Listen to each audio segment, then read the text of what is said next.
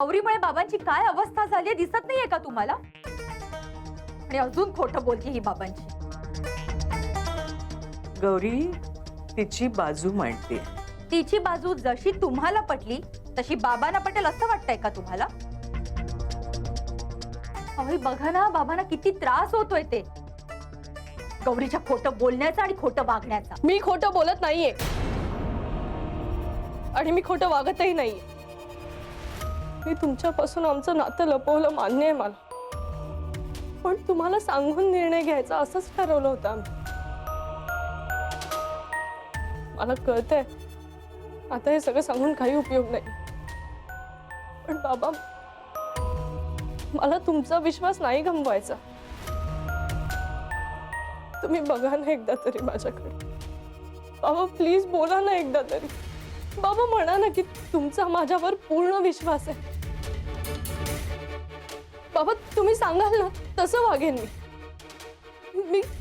मी तसंच करेन जसं तुम्ही म्हणा. शिवशी या पुढे माझा काहीही संबंध नसेल.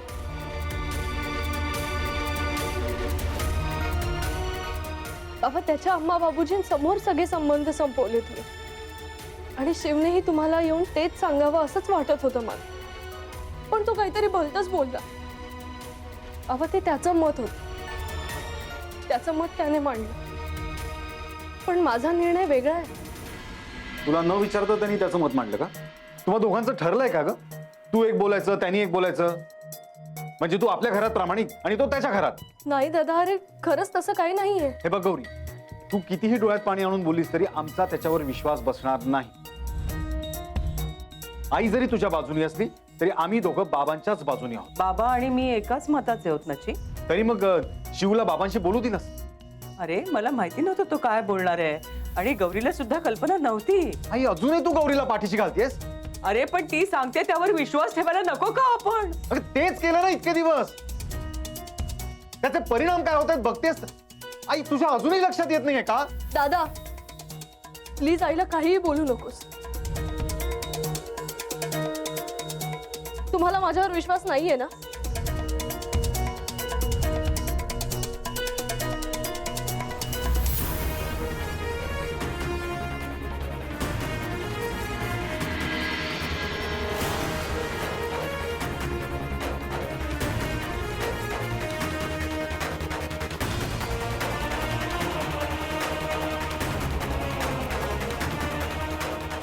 मी बाबांची शपथ घेऊन सांगते.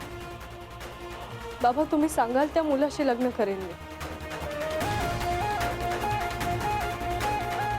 माझ्या आणि शिवमध्ये जे काही होतं ते सगळं संपलंय.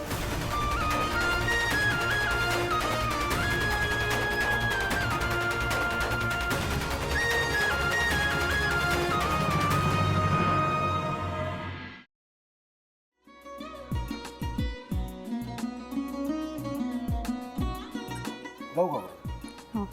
असाच लावू ना.